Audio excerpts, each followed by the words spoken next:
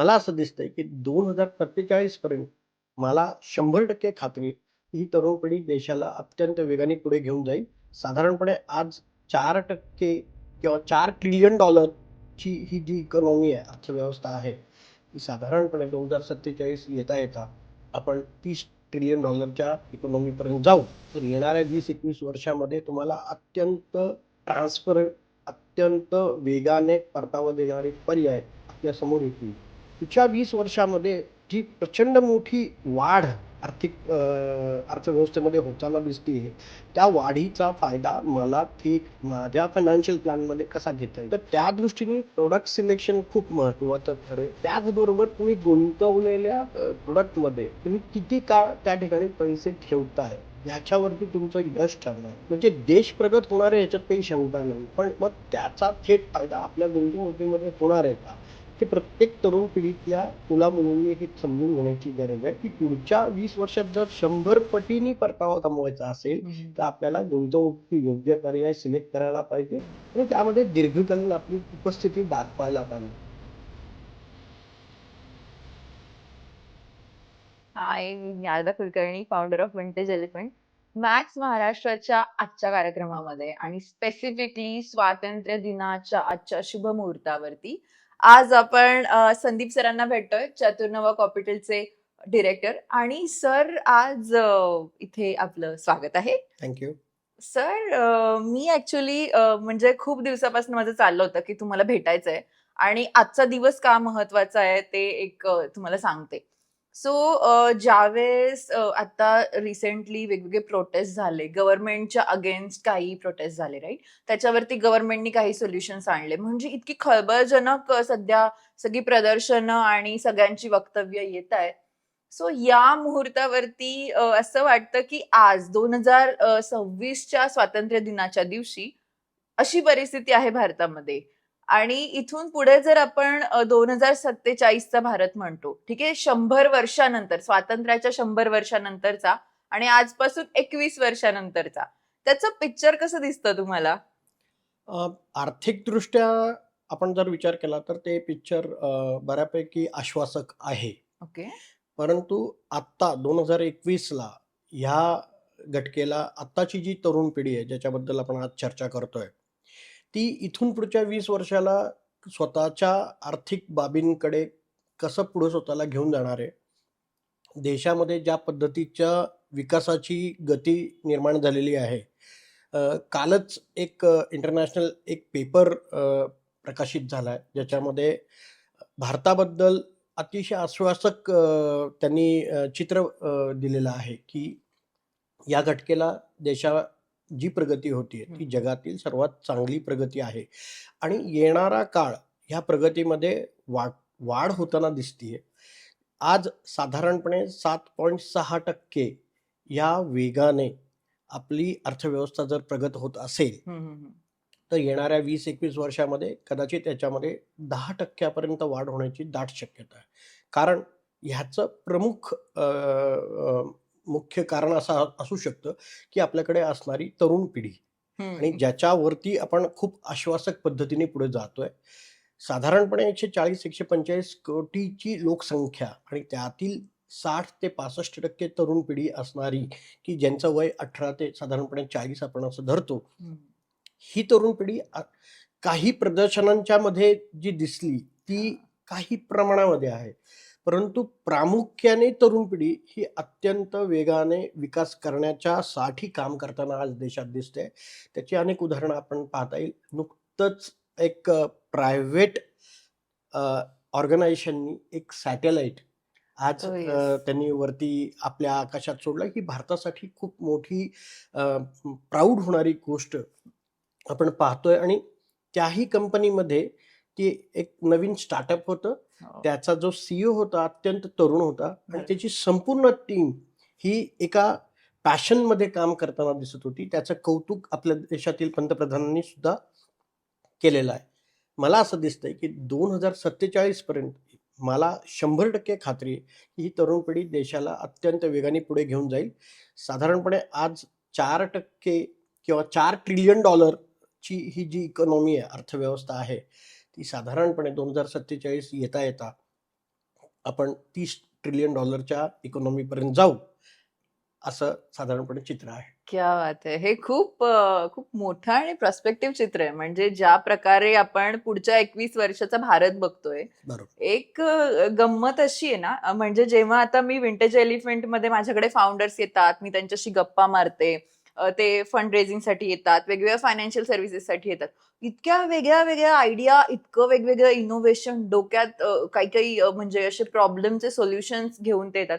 So हे जेव्हा realise होतं, मला माझ्या लहानपणीची गंमत आठवते, की ना असं लहानपणी लोकांना म्हणजे घरातल्या मोठ्यांना नमस्कार केला ना, की त्याचे पैसे द्यायचे हातामध्ये. बरोबर.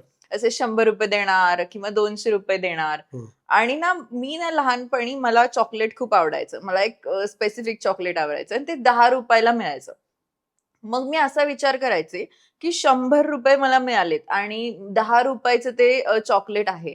तर मी एवढे चॉकलेट्स घेऊ शकते. बरोबर. म्हणजे 10 वर्षाची मी मुलगी, मी हा विचार करायचे. माझं इकॉनॉमिक्स असं होतं. माझं गणित असं असायचं. बरोबर. मग सर आज तुम्ही बघताय, आज एक ₹5 ला ₹10 ला मिळणारा वडापावची आजची किंमत बघा. तर तुम्हाला असं वाटतं का, की 2047 मध्ये भारतातल्या म्युझियम्समध्ये आजची जी ₹100 ची नोट आहे, ती तिथे लावलेली आपल्याला मिळेल? नक्कीच. नक्कीच. कारण येणारा काळ ह्या फिजिकल करन्सीमधनं डिजिटल करन्सीकडे ट्रान्सफॉर्म होताना दिसतोय. कदाचित 2047ला आपल्याला आत्ता आपण ज्या पद्धतीच्या नोटा वापरतोय किंवा ज्या पद्धतीचं चलन वापरतोय, ह्या फॉर्मॅटमध्ये कदाचित ते चलन राहणार नाही. हां. अनेक लोकं अनेक देशांमध्ये ऑलरेडी डिजिटल करन्सीजमध्ये कन्व्हर्ट झालेले आहेत. ह्याचं एक उत्तम उदाहरण सिंगापूरचं असं देता येईल. हं. तिथे वापरात असणाऱ्या नोटांचं प्रमाण अत्यंत कमी आहे बरोबर. आणि everyone is using digital applications as well as digital currency for the day to day work. मला असं वाटतं की भारतही त्या पद्धतीने त्या दिशेला चाललेला आहे. येणाऱ्या काळामध्ये अनेक क्षेत्रामध्ये तरुण पिढी मोठ्या प्रमाणामध्ये इन्व्हॉल्व्ड होतीये. हां. त्याचे अनेक उदाहरणं आपल्याला देशामध्ये दिसतायत आणि अनेक क्षेत्रामध्ये जिथे मागच्या 70-80 वर्षामध्ये भारत कुठेही नव्हता, हो. अशा क्षेत्रामध्ये भारत अत्यंत वेगाने पुढे गेलेला आहे आणि अनेक क्षेत्रांमध्ये आता आपण नंबर 2, नंबर 3, नंबर 1 अशा परिस्थितीमध्ये आपण पोहोचतो आहोत आणि ह्याचं प्रमुख कारण म्हणजे आपल्याकडे असणारी तरुण पिढी आणि त्यांचा विचार करण्याची पद्धत. हं, हं. टेक्नॉलॉजीमध्ये आता भारत खूप वेगाने पुढे जातोय. डिफेन्स क्षेत्रामध्ये भारत खूप वेगाने पुढे जातोय. हेल्थ केअर या क्षेत्रामध्ये भारत अत्यंत वेगाने पुढे प्रगती करताना दिसतोय. ह्यामध्ये व्हिजन जे आहे हं. 2047चं ज्याबद्दल तुम्ही उल्लेख केला, की 100 वर्ष पूर्ण होताना भारताचं कसं चित्र असेल, चित्र असेल. तर त्याच्यामध्ये तरुण पिढी ही अत्यंत आश्वासक होऊन भारताच्या प्रगतीमध्ये मोठा वाटचाल करताना दिसत आहे आणि मला असं वाटतं की चित्र खूप छान आहे. हं, हं. हे खूप प्रॉमिसिंग आहे. एक गोष्ट सर मला खूप जाणवते. जेव्हा आपण फ्युचरकडे बघतो, एक गंमत असते, की फ्युचरमध्ये जेव्हा आपण डोकवतो ना, त्याला आपण प्रोजेक्शन्स म्हणतो. बरोबर. आणि ते प्रोजेक्शन्स करणं कंपॅरेटिव्हली ईझी असतं, कंपेअर टू एक्सेप्ट करणं, की मागं काय घडलंय. खरंय. म्हणजे 1947 ते 2026 जर बरोबर. आपण 1947 चा भारत म्हणलं, तर त्यावेळेस आपल्याला मिळालं राजकीय स्वातंत्र्य. बरोबर. तर तिथून आजपर्यंत आर्थिकदृष्ट्या स्वतंत्र झालाय का मेनली भारत? खूप छान प्रश्न आहे हा. कारण कदाचित पहिली 50, 55, 60 वर्ष आपण बेसिक गरजा ज्या देशाच्या होत्या, हं. म्हणजे अन्न, वस्त्र, निवारा ह्या गोष्टींसाठीच आपण स्ट्रगल करत होतो. त्यामुळे आर्थिक स्वातंत्र्य आपल्याला त्यावेळेस नव्हतं असं म्हणण्याची वेळ आहे. कारण देशाला अ, आपल्याला स्वातंत्र्य जरी 1947ला मिळालं, खऱ्या अर्थाने देशामध्ये पैसा हा प्रत्येकाच्या हातात येऊ लागला आहे साधारणपणे 60-65 वर्षानंतर. कारण आपण आणि आपला देश हा बेसिक गरजांसाठी खूप मोठ्या प्रमाणामध्ये स्ट्रगल करत होता. दुसऱ्यांवरती विसंबून राहून होता. पण 1993 नंतर हं. त्यावेळेसचे जे पंतप्रधान होते आणि अर्थमंत्री जे होते, त्यांनी एक खूप महत्त्वाचा निर्णय घेतला, की भारतीय अर्थव्यवस्था जगासाठी त्यांनी ओपन केली. खुली केली. आणि त्यानंतर अनेक प्रायव्हेट सेक्टरला त्यांनी अर्थव्यवस्थेच्या मुख्य धारेमध्ये आणण्याचा हं, हं, प्रयत्न हं. केला. साधारणपणे 1993 पर्यंत बहुतांशी क्षेत्र ही फक्त सरकारी कंपन्या त्याच ठिकाणी प्राबल्य घेऊन होत्या. हम्म. पण 1993 नंतर हा ट्रेंड बदलला आणि जसा प्रायव्हेट सेक्टरच्या कंपन्यांनी या क्षेत्रामध्ये स्वतःचं काम सुरू केलं आणि त्याला गुंतवणूकदार म्हणून परदेशातूनही मोठ्या प्रमाणात प्रतिसाद यायला लागला. कारण आपण आपल्या अर्थव्यवस्थेचे दरवाजे उघडले होते. पैसा जसा भारतामध्ये येऊ घातला, तसा प्रगतीचा वेग वाढत गेला. खऱ्या अर्थाने आपण असं म्हणू शकतो, की ह्या शतकामध्ये जेव्हा आपण सुरुवात केली, हम्म. त्या शतकामध्ये आपल्याला खऱ्या अर्थाने आर्थिक स्वातंत्र्याची पावलं आपण उचलताना दिसतोय आणि आता 2026 येता जी शून्यापासून सुरू केलेली अर्थव्यवस्था होती, आता ती $4 ट्रिलियन पर्यंत आजली. याचा प्रवास अत्यंत कठीण होता, परंतु आश्वासक होता. हम्म. पण $4 ट्रिलियन अर्थव्यवस्था येणाऱ्या काळामध्ये $30 ट्रिलियन पर्यंत जाणार आहे, असं जे आश्वासक चित्र दिसतंय, याची कारणं अनेक आहेत.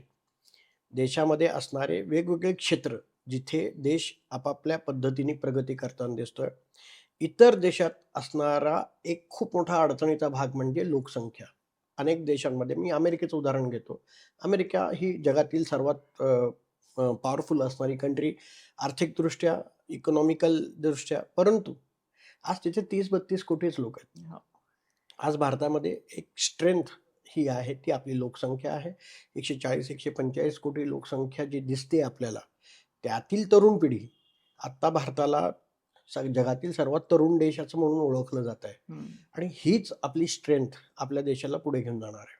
हो, म्हणजे जेव्हा हे आपण बघतोय, एक गोष्ट म्हणजे खूप प्रकर्षाने जाणवते मला, की आधी असं असायचं, की आपण एखादी घटना ही ड्युरेशनमध्ये काउंट करायचो. लाइक फॉर एक्झाम्पल असं बघायला गेलं तर आपलं ज्या प्रकारे आपण दरवाजे आर्थिक प्रगतीसाठी ओपन केले, त्याच्यानंतरच्या काळामध्ये 2000 नंतरच्या काळामध्ये एक वेगळं युग आलं आपण म्हणतो. पण एक गोष्ट लक्षात येते, की ज्यावेळेस आता आम्ही सगळे डिस्कस करत असतो, जेव्हा जो टाईम असा होता, की कोव्हिड आत्ताच झाला, विश्वासच नाही बसत आहे. 6च वर्ष म्हणजे 6 वर्ष झाले ही गोष्टवरती विश्वास नाही बसत आहे. इतक्या सातत्याने, इतक्या फास्टली टेक्नॉलॉजी बदलतीये.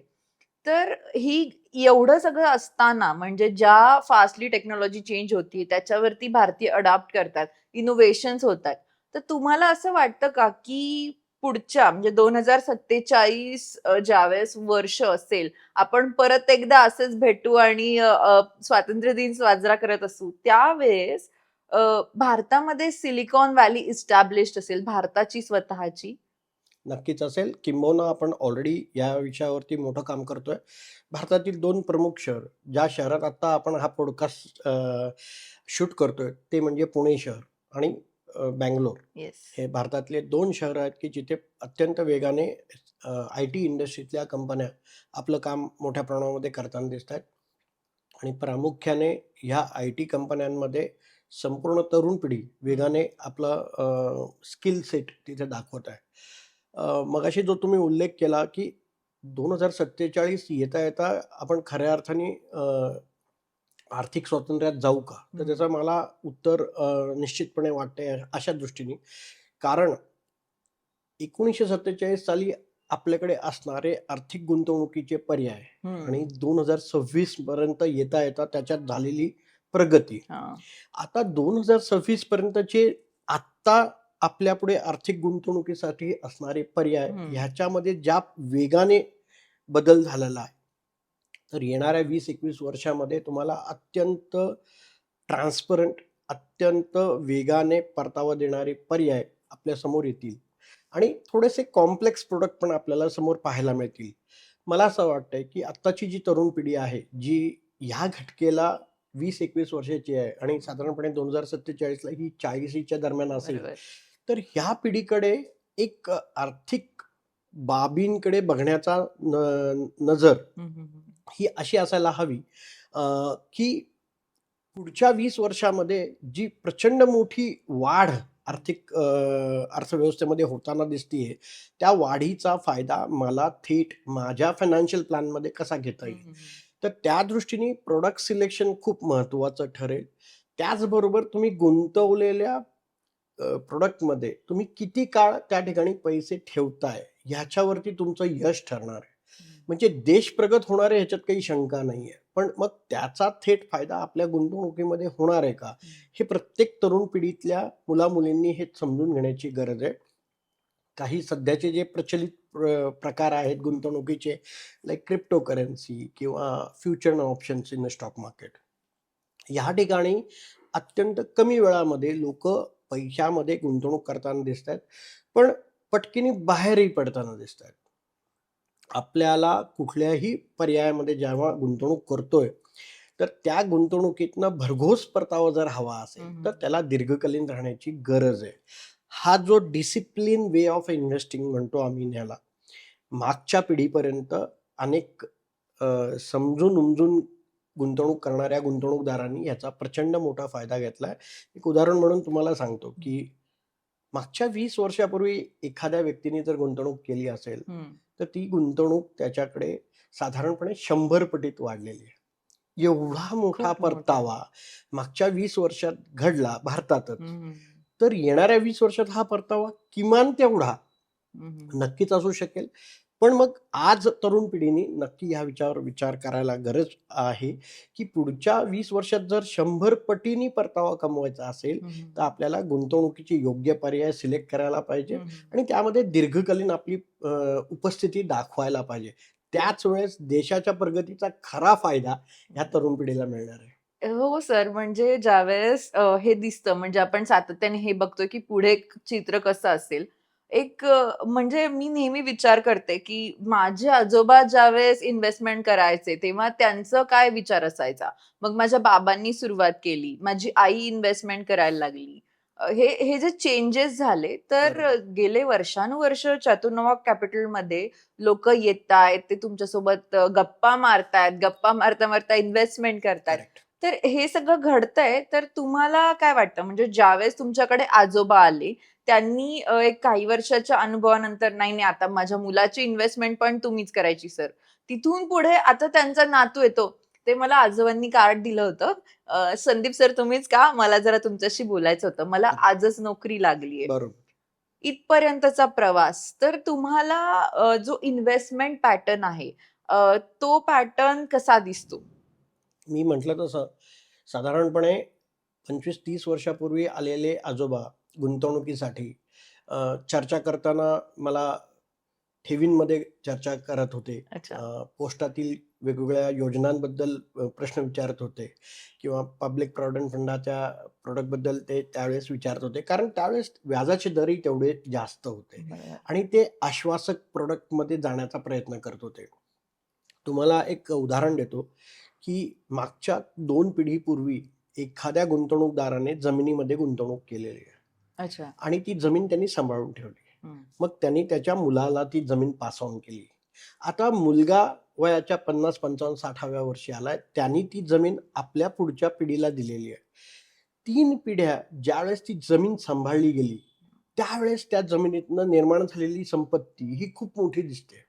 म्हणजे शेकड्यात घेतलेली जमीन आज कोटींमध्ये आज त्याची किंमत निर्माण झाली. ह्याचं कारण काय? ती जमीन 3 पिढ्यांनी सांभाळली. 3 पिढ्या म्हणजे साधारणपणे 60 ते 100 वर्षाच्या काळामध्ये त्या जमिनीवरती त्यांनी कुठल्याही प्रकारचं सेलिंग केलेलं नाही. They are hold that asset. हं. आज हेच ब्रीदवाक्य आपल्या प्रत्येक तरुण पिढीने घेण्याची गरज आहे. कुठलंही ॲसेट क्लास असेल. मी माझं उदाहरण देतो. माझं लग्न साधारणपणे 1993 साली झालं. अच्छा. मी माझ्या पत्नीसाठी काही त्यावेळेस सोन्याचे दागिने तिच्या साठी केले होते. त्यावेळेस साधारणपणे ₹3,500 तोळा काय सांगताय? सोन्याचा भाव होता. आज जो अरे बापरे! 1,70,000 1,80,000 च्या दरम्यान हं. सोन्याचा भाव दिसतो. साधारणपणे 29-30 वर्षापूर्वी केलेले दागिने आजही घरी आहेत. अ, एक इमोशनल टच असतो आपण केलेल्या दागिन्यांसाठी. शक्यतो आपल्याला गरज नसेल तर आपण त्याला हात लावत नाही. पण मागच्या 30 वर्षामध्ये ते सोनं सांभाळून ठेवल्याचा फायदा असा झाला, की त्या सोन्यामध्ये वाढ इतक्या प्रचंड प्रमाणात झाली दरामध्ये. बरोबर. आज त्याचा फायदा आज विकण्याची जर समजा काही कारणाने गरज पडली, तर तो तेवढा मोठा परतावा आपल्याला मिळणार आहे. सांगण्याचा मुद्दा काय, की कुठलंही ॲसेट क्लास असेल, तर त्या ॲसेट क्लासमध्ये दीर्घकालीन राहण्याची गरज आहे. तुम्ही ट्रेंडचा विषय बोललात, की काय ट्रेंड चेंज झाला 3 पिढ्यांमध्ये. तर त्यावेळेस आश्वासक परतावा देणारे प्रोडक्ट जसं की बँकेतल्या ठेवी, पोस्टातील इन्व्हेस्टमेंट, पी-पी-एफ ह्यासारख्या प्रोडक्टला प्रायोरिटी होती किंवा त्याचा रिक्वायरमेंट जास्त होती. त्यावेळेस हे नवीन-नवीन आलेले प्रकार जे आज आपण बघतोय, की म्युच्युअल फंडासारखे प्रकार किंवा स्टॉक मार्केटमधले प्रकार, फ्युचर अँड ऑप्शनसारखे प्रकार, क्रिप्टोकरन्सीसारखे प्रकार त्यावेळेस नव्हते. त्यामुळे त्याचा विचार त्यावेळेसच्या पिढीने केलेला नाहीये.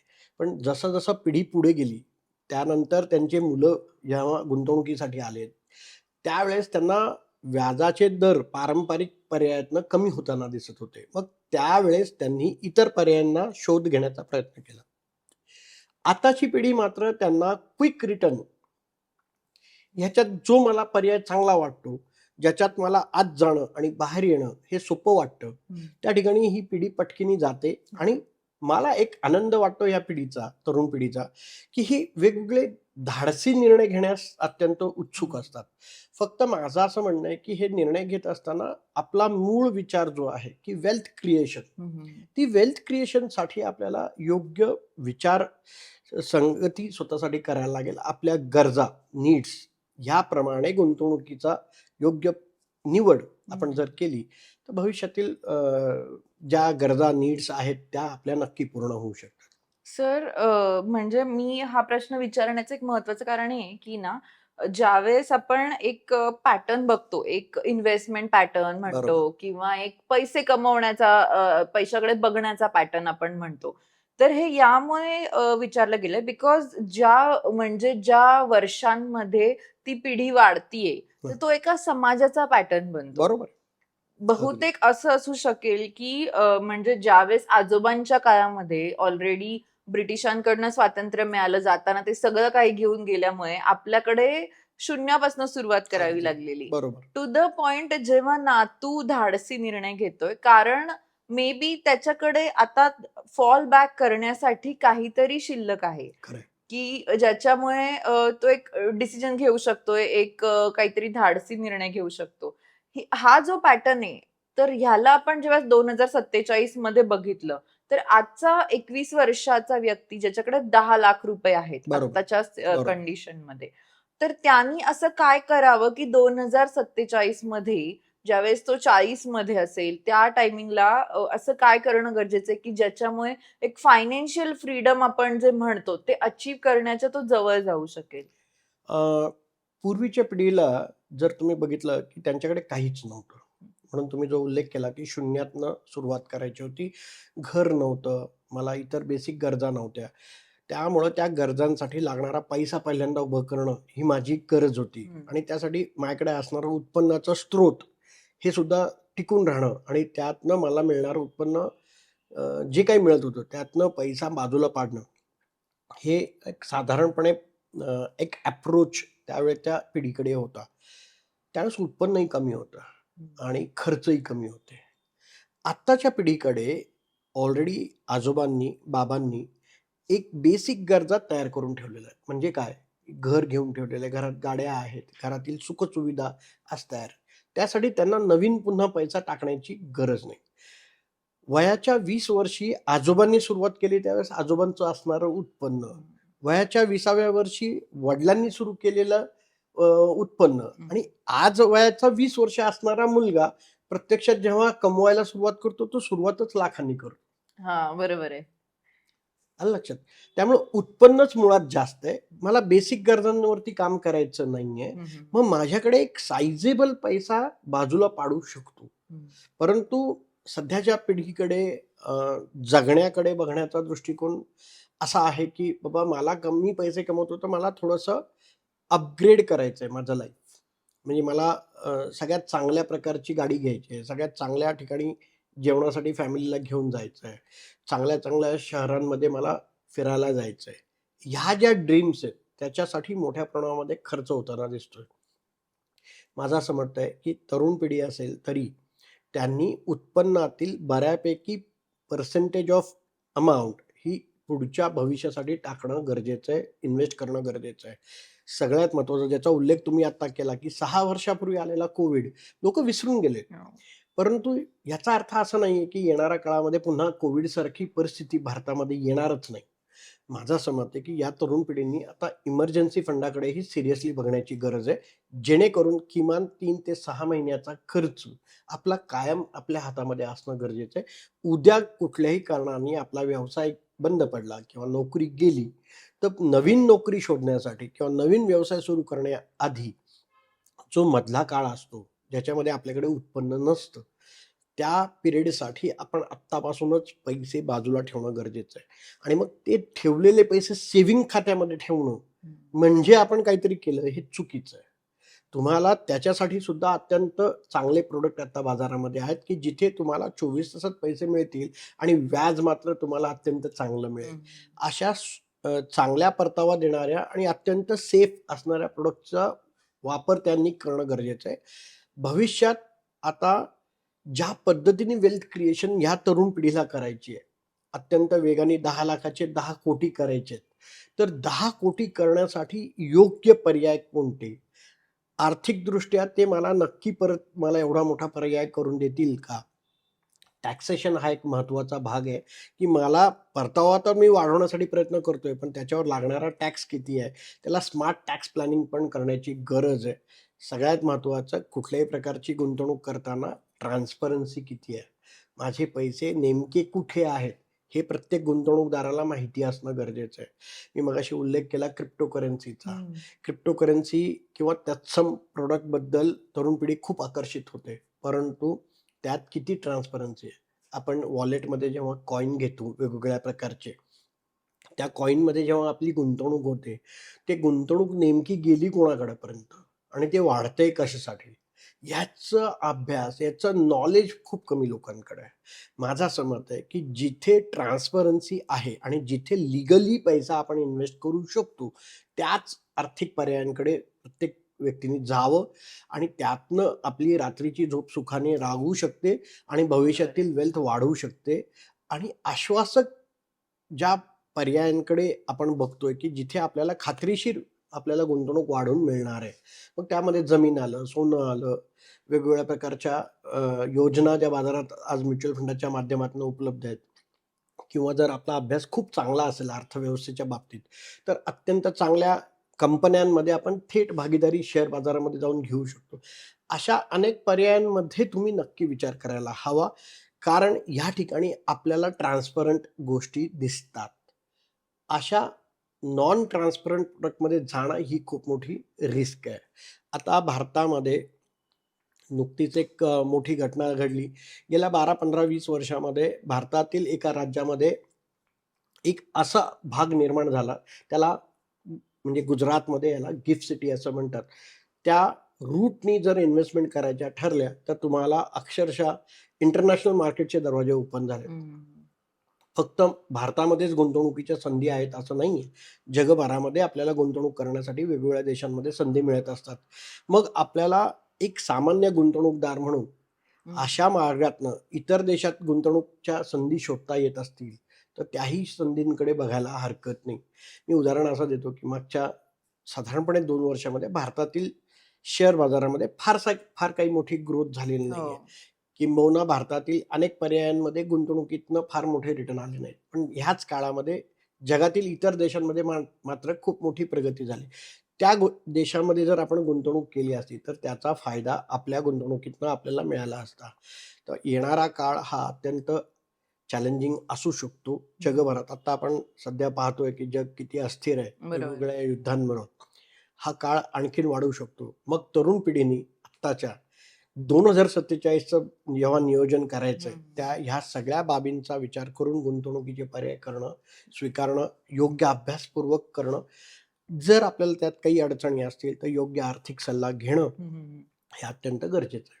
सर म्हणजे किती किती डिटेल अनालिसिस केलंय तुम्ही. म्हणजे मी खूप डॅम शुअर आहे, की चतुर्नवा कॅपिटलमध्ये एवढ्या प्रकारचे वेगवेगळ्या सेक्टरमधनं लोकं, इन्व्हेस्टर्स येत असतील. तुमचं त्यांच्याशी बोलणं होत असेल. एक शेवटचा पण खूप महत्वाचा प्रश्न, जो की थोडासा बिहेवियरल इकॉनॉमिक्सकडे वळतो. अ, ज्यावेळेस तुम्ही एखाद्या व्यक्तीला बघता, की जो तुमच्याकडे इन्व्हेस्टमेंटसाठीचा सल्ला घेण्यासाठी आलाय, राइट? तो मे बी त्याच्या BMW किंवा ऑडी मधनं बाहेर येतो. आयफोन लेटेस्ट व्हर्जन असतं. तर मला एक सांगा, की ज्यावेळेस तुम्ही कुठल्याही अशा एका व्यक्तीला भेटता, तर कॅन यू गेस तुम्ही हे कन्फर्म किंवा शोधू शकता का जस्ट बघण्यावरून, बोलण्याच्या आधी, काहीही माहिती असण्याच्या आधी, की त्या व्यक्तीची नेटवर्थ काय असेल?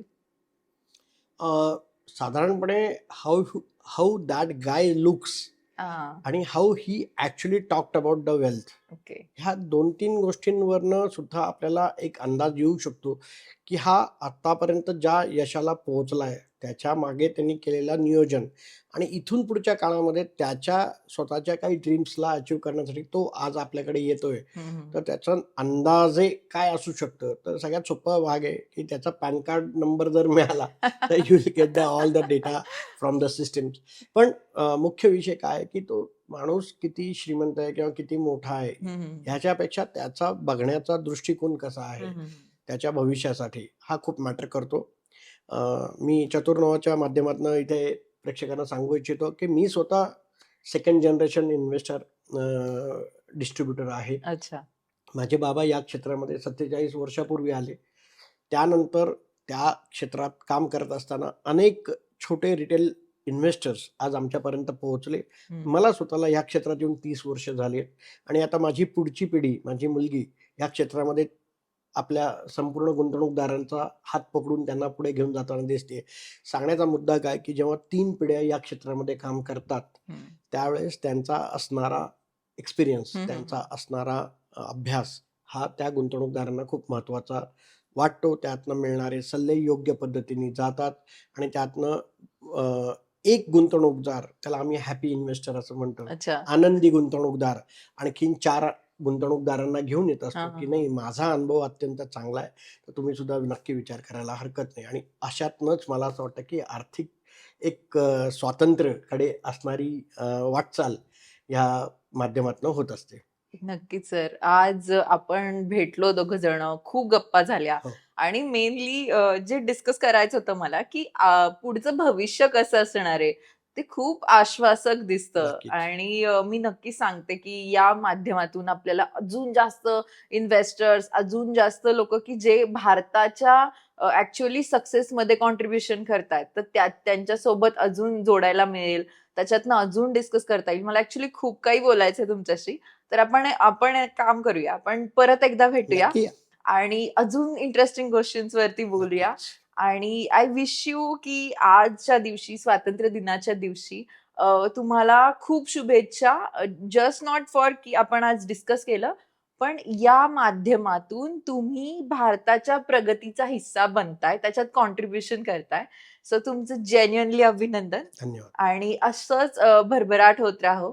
Thank you so much sir. Dnyanada तुलाही आणि आपल्या प्रेक्षकांनाही आज 15 ऑगस्टच्या हार्दिक शुभेच्छा मी देतोय आणि देश अत्यंत आश्वासक पद्धतीने पुढे जातोय. प्रेक्षकांनी नक्की या सगळ्या सल्ल्यांचा विचार करावा आणि स्वतःचं आर्थिक नियोजन चांगल्या पद्धतीने करावं. 2047चा भारत प्रगत होणार आहे याच्यात कुठेही तीळमात्र शंका नाही. 2047चा भारत जर प्रगतशील होणार असेल तर आपण प्रत्येक गुंतवणूकदार म्हणून आपल्या स्वतःच्या आर्थिक नियोजनाचा विचार नक्की करायला पाहिजे. धन्यवाद. Thank you.